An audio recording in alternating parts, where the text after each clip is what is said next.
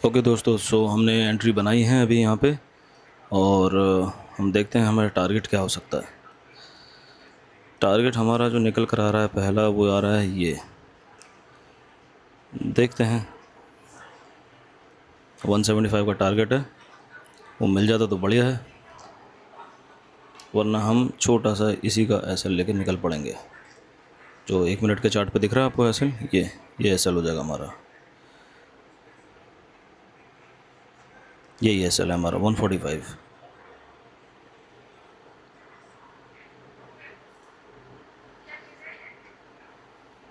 I think doubt क्यों आ रहा है पता नहीं, आना नहीं चाहिए, एंट्री सही है।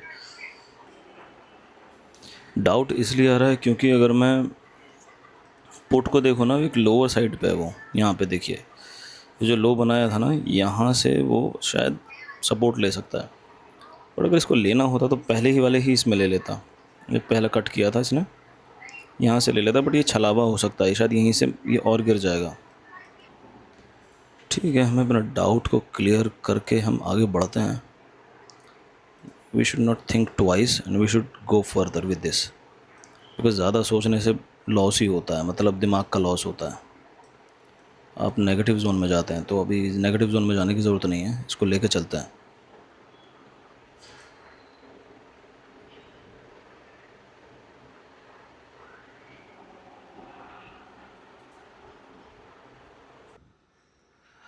ओके, सो मैंने इससे भी एग्ज़िट ले ली है। थोड़ा सा कन्फ्यूजन हो रहा था, तो मैंने सोचा उस कन्फ्यूजन को दूर करता हूँ।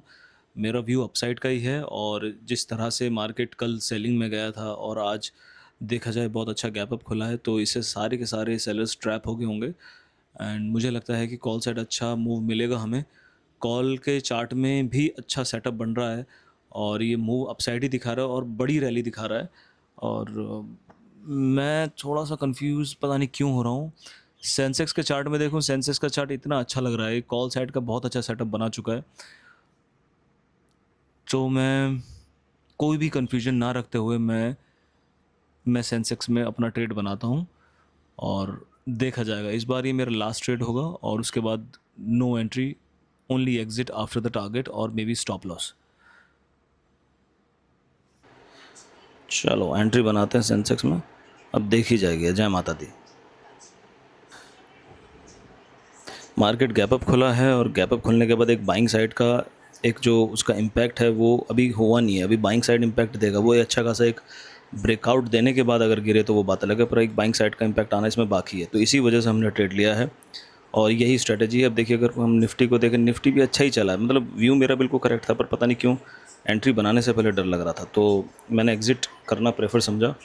और अभी देखते हैं कहाँ तक हमें मिल जाएगा टारगेट। आज जो हाई बनाया है, पहला तो हाई ही टारगेट होता है, उसके ऊपर अगर हमें मिल जाता है 442 तो वो भी बढ़िया रहेगा। देखते हैं।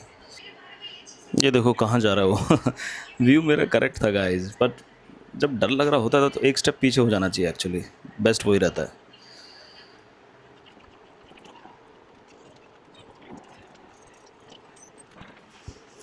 अगर हमें 506 मिल जाता तो वेल इन गुड, बहुत बढ़िया है। ये यहाँ से रिजेक्शन ले सकता है। अब देखते हैं, या तो हम अब यहाँ से रिजेक्शन लेके अगर मेरे कॉस्ट टू कॉस्ट पे आएगा तो मैं एग्ज़िट कर दूँगा।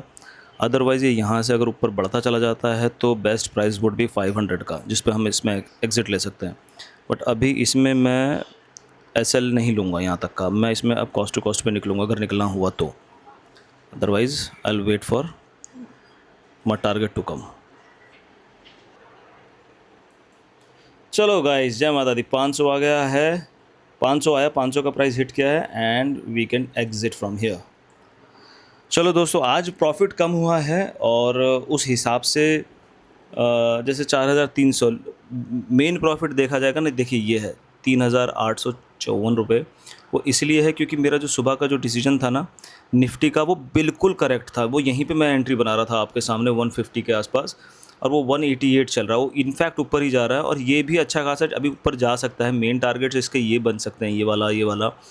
बट मेरी एक स्ट्रेटजी है, मैं उसके बेसिस पे ही काम करता हूँ, मैं उससे थोड़ा दूर हट के काम करने की कोशिश नहीं करता, क्योंकि यहाँ पे आने के बाद ये अगर इसको फाड़ के ऊपर चला जाए तो किसी और का है भाई, मैंने तो एग्ज़िट ले लिया।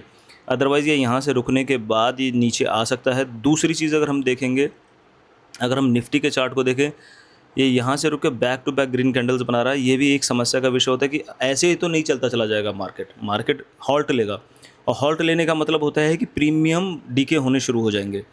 और हम देखें कल सेंसेक्स की एक्सपायरी है, तो निफ्टी में प्रीमियम डीके नहीं मिलेगा बट सेंसेक्स में मिल जाएगा। हमारा प्राइस 500 का टारगेट था हमारा, और हमने 500 पे ही एग्ज़िट मारी। देखिए 500 का प्राइस हिट किया उसने। तो ये है, आज प्रॉफिट बढ़ा नहीं है बट बुरा नहीं है, ये रेजिस्टेंस से आके गिर रहा है। बस यही मेरा मुद्दा था कि मुझे या तो ये पहले पहुंच जाए या ये पहले पहुंच जाए, जो भी पहले पहुंचेगा। तो ये पहले पहुंचा और प्राइस उसके पास आया तो मैंने एग्ज़िट ले ली। हाँ, मैं ये कर सकता था कि मैं एक लॉट एग्ज़िट करूं और एक लॉट को होल्ड करूं।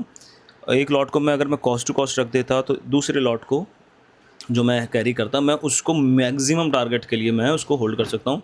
This is what I am also thinking कि मैं इस तरह से काम करूँगा कि मैं पार्शियल बुकिंग करके मैं अब मैक्सिमम प्रॉफिट लेने की कोशिश करूँगा।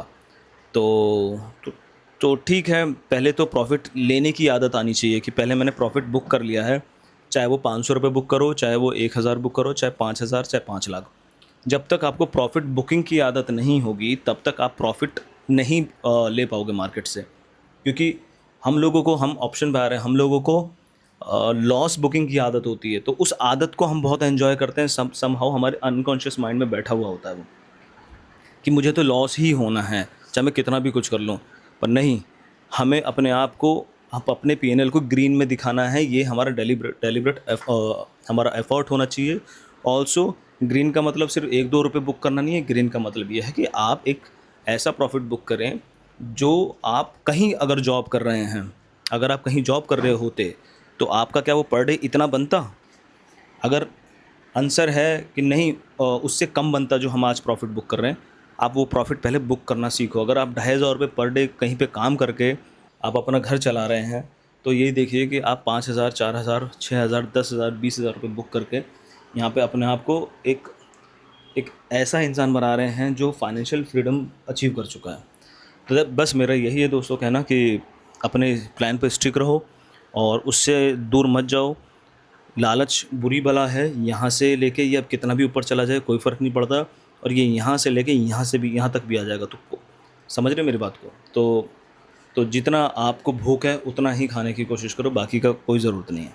ओवर ईटिंग नहीं करनी चाहिए। चलिए दोस्तों, मिलते हैं नेक्स्ट वीडियो में।